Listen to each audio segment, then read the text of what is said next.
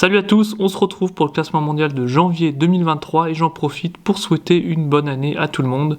Comme d'habitude, on regarde quelles compétitions ont eu lieu en décembre et qui rapportent des points aux joueurs. Donc entre le 11 et le 14 décembre, on a eu un WTT Feeder qui a eu lieu aux USA, ça rapporte 150 points au vainqueur. Et je voulais préciser qu'on a aussi eu les ITTF championnats du monde des jeunes qui remportent aussi des points pour le classement mondial des seniors. Je le précise parce que, même si c'est que 75 points pour le vainqueur, on a eu Félix Lebrun par exemple et Priti Kapavat qui ont participé à ces championnats du monde, qui ont grappillé quelques points, donc ça expliquera pourquoi il y a eu un peu de changement pour nos deux Français dans le classement. Donc, WTT Feeder, je rappelle, ça fait 150 points, donc on n'a pas eu d'énormes compétitions internationales en décembre. Donc maintenant, si on regarde le classement chez les hommes, on a Fan Zhendong qui termine l'année, donc le numéro 1 mondial, enfin qui démarre plutôt l'année 2023 en première position. Harimoto, deuxième. Est-ce que c'est le seul qui peut challenger les Chinois en 2023 ? On va voir, un peu provocatrice cette question. Numéro 3, Malong. Quatrième, Wang Chuqin. Cinquième, Truls Morgard. Donc c'est l'Européen le mieux classé en janvier 2023 et il est suédois. 6e, Liang Jinkun. 7e, Hugo Calderano. 8e, Lin Yunju. 9e, Dimitri Ovtcharov. 10e, Darko Jurgic. 11e, Chu Dang. 12e, Timo Boll. 13e, Lin Gaoyuan. 14e, Patrick Franziska, le 4e allemand dans ce top 20. 15e, Quadri Aruna. 16e, Lim Jong-hoon. 17e, Chang Chi-yuan. 18e, Zhang Wujin. 19e, Christian Carlsson. Et Ruven Filus, le 5e allemand dans ce top 20, en dernière position de ce top 20. Donc maintenant, si on regarde le top 10 des Français, c'est Alexis Lebrun qui est classé 28e dans ce classement. Et c'est donc le meilleur Français en termes de classement mondial, en tout cas en janvier 2023. Simon Gauzy, 31e, à 3 places d'Alexis Lebrun, qui grappille 2 places grâce à sa finale. Donc il a atteint la finale au WTT Feeder aux USA, ça lui a fait gagner 2 places.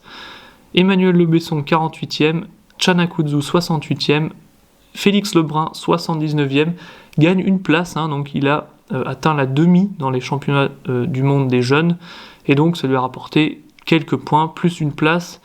Alexandre Cassin, 89e, Enzo Angles, 95e, Jules Roland, 146e, Hugo Deschamps, 162e, et Lilian Bardet, 169e.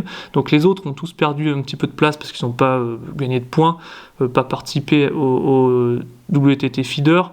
Et donc, bien sûr, ils se sont fait doubler par ceux qui ont participé. Et Lilian Bardet, lui, entre dans le top 10 des Français parce qu'il a atteint la demi-finale au WTT Feeder aux USA. Et donc, ça lui permet de rentrer dans ce top 10 français avec 92 points et il est 169e. Si on regarde le joueur du mois de décembre 2022, pour moi, du coup, c'était Satoshi Aida, le japonais de 29 ans, qui a gagné 456 places en un mois. Il est 119e maintenant. Il a remporté les WTT Feeder, il a battu Simon Gauzy en finale, 4-3. Il a battu Lilian Bardet, l'autre français, 4-1 en demi. Il a aussi battu Lubomir Pistej, notamment 4-1. Maintenant, si on regarde le classement chez les femmes, on a Su Ningxia en tête en 2023, et de loin, deuxième Chun Meng, troisième Wang Manu, quatrième Wang Yidi. Itomima et Hina Hayata, les deux japonaises, suivent en 5 et 6e position. Est-ce que les deux pourront plutôt défier les Chinoises en 2023 ? Ito, les Chinoises connaissent bien son jeu, et puis Hayata, à voir. 7e Chen Xingtong, 8e Ishikawa Kazumi, 9e Du Huikem, 10e Han Ying, c'est l'européenne la mieux classée, donc en 10e position. 11e Adriana Diaz, 12e Yang Xiaoxin, 13e Sofia Polkanova, 14e Nina Mittelam, 15e Chiara Miu, 16e Jeon Jiri, 17e Yuan Jianan, la française, 18e Fu Yu, 19e Shin Yubin et 20e Shan Xiaona. Maintenant, si on regarde le top 10 des françaises, donc c'est Yuan Jianan en 17e position qui est classée la meilleure française. On a en 89e position Priti Kapavat qui, elle, gagne une place, donc elle a remporté 15 points en ayant atteint les quarts en Tunisie, donc au championnat du monde des jeunes. Donc ça lui a permis de gagner une place dans le mois de décembre.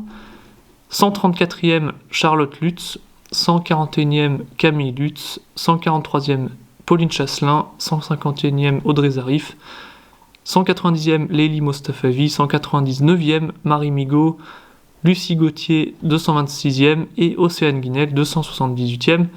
Donc voilà pour le top 10 chez nos Françaises en janvier 2023. La joueuse du mois de décembre 2023 pour moi, c'est Amy Wang, la joueuse des États-Unis qui a gagné 22 places sur le mois de décembre.